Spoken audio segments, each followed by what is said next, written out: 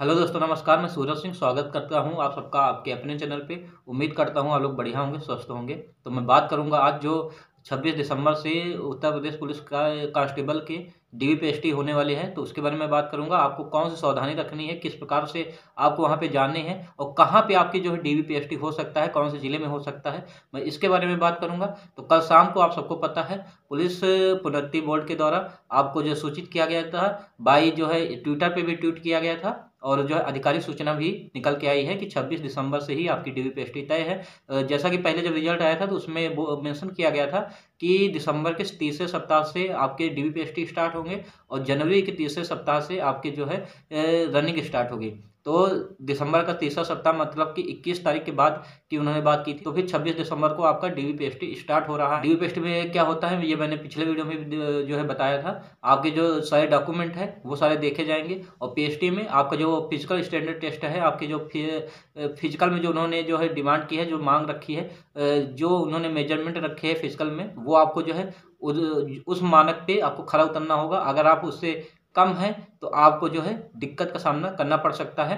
तो सबसे पहले मैं बात कर लेता हूं कि डीवी में आपको किन बातों का ध्यान रखना है और क्या गलतियां आपको नहीं करनी है। तो डीवी टाइम में जो आपका डीवी हो, पहली बात तो आपको ध्यान ये रख के जाना है कि आपने जो फॉर्म भरते समय जो जो डॉक्यूमेंट लगाए हो वो सारे डॉक्यूमेंट आपको लेकर ही जाना है। वहाँ पे मान लो आपके पास ट्रिपल सी है और ट्रिपल सी आपने नहीं लगाया था, उसमें टिक नहीं किया था, तो ट्रिपल सी ले जाने का कोई भी जो वहाँ पे मतलब नहीं है। जो भी डॉक्यूमेंट आपने फॉर्म भरते समय लगाए थे वही सेम डॉक्यूमेंट वहाँ पे देखे जाएंगे। और आपका डीवी जो है बहुत ज़्यादा प्रबल संभावना है कि आपकी डीवी आपके जिले में ही होगी। ऐसा पिछली भर्तियों में देखा गया था, जिले में ही करा दी गई थी डीवी और पीएसटी। तो आपका इस बार भी डीवी हो सकता है कि आपके जिले में ही हो जाए, क्योंकि बहुत ज़्यादा संभावना है। क्योंकि 75 जिलों में, जैसा कि न्यूज़ में बताया भी है कि 75 जिलों में आपकी डीवी और पीएसटी होगी। तो इसका साफ साफ संदेश यही है कि सभी जिलों में जितने कैंडिडेट हैं उनको बुला लिया जाएगा और जो उनकी कमेटी होगी, चार चार सदस्य शायद वहाँ पे बैठेंगे, जिले के जो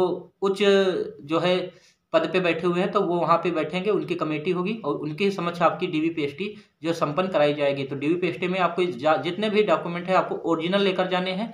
याद रहे, आपको फोटो कॉपी वहाँ पे नहीं चलेगी। हाँ, जितने भी डॉक्यूमेंट आपके हैं उसकी उनकी दो दो आप फोटो कॉपी जरूर करा लेना।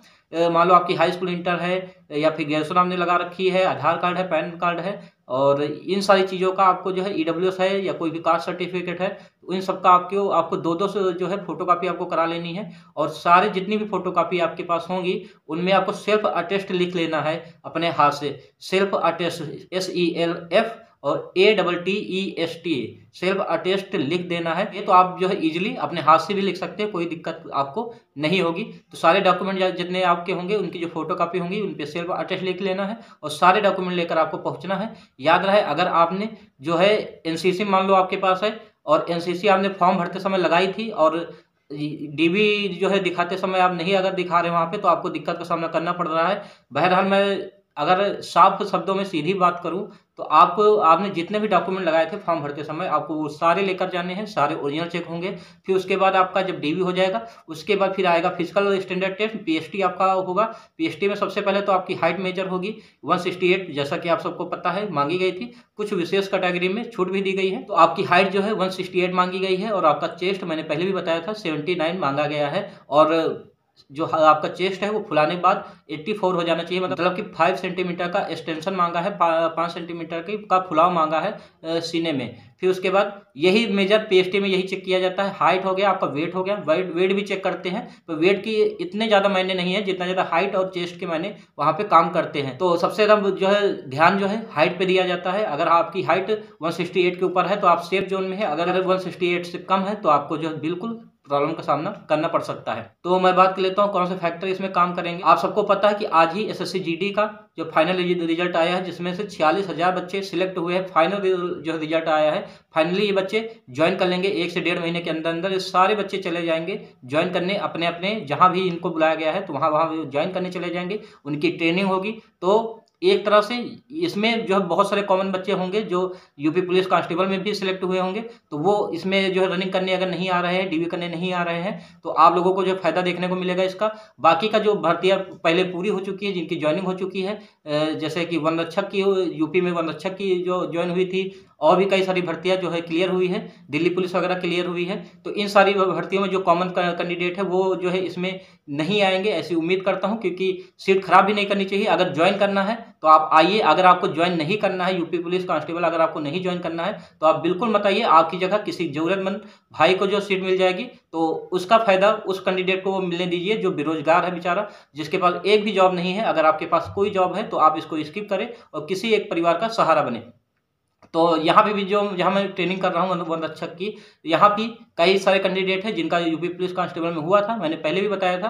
तो उसमें से ऑलमोस्ट ज़्यादातर बच्चे जो है रनिंग स्किप कर रहे हैं, डीवीपीएसटी स्किप कर रहे हैं, केवल इसलिए ताकि उनकी जगह किसी दूसरे कैंडिडेट को मौका मिले और वो वहाँ पे सिलेक्ट हो। ये कैंडिडेट जो है कॉमन है और किसी जॉब में ऑलरेडी है तो वो इसको स्किप कर सकते हैं। अगर वो ज्वाइन नहीं करना चाहते हैं, केवल डीवीपीएसटी करना चाहते हैं, तो इसको स्किप करें, कोई मतलब नहीं है अगर आपके पास पहले से जॉब है। बाकी का आप डीवीपीएसटी आराम से कराइए। और डीवीपीएसटी में अगर आपको कोई भी हेल्प चाहिए हो या कहीं भी आपको डाउट हो या आपके डॉक्यूमेंट में कोई भी जो है दिक्कत हो, तो अभी आप कमेंट कर दीजिए हमें कमेंट सेक्शन में। आपकी जो भी हमसे हो पाएगी और जो भी सलाह हो पाएगी, उचित सलाह हो पाएगी, वो मैं आप लोगों को देने की कोशिश करूंगा। और जो हमारा टेलीग्राम ग्रुप है उसका मैं लिंक डाले दे रहा हूँ कमेंट सेक्शन में, आप वहां से ज्वाइन करके टेलीग्राम ग्रुप पे भी हमारे आ सकते हैं और वहां से हमसे जो है डायरेक्ट बात कर सकते हैं। और दोस्तों प्लीज़ हमारे चैनल को आप सब्सक्राइब करें, शेयर करें, लाइक करें, ताकि जितना ज़्यादा बड़ा चैनल होगा, जितना ज़्यादा कैंडिडेट इसमें जुड़ेंगे, उतने लोगों के पास हमारी जो है डीवी स्किप की जो ये बात है वो पहुंच सकेगी। और ज़्यादा से ज़्यादा कैंडिडेट अगर डीवी स्किप करेंगे यूपी पुलिस कांस्टेबल की, तो इसका जो कटाव का जो अंतर है वो जो है कम से कम देखने को मिलेगा। तो मैं उम्मीद करता हूँ आप लोग जो है मेरे चैनल को सब्सक्राइब करेंगे, शेयर करेंगे, लाइक करेंगे। चलिए दोस्तों चलते हैं, तब तक के लिए जय हिंद, जय भारत।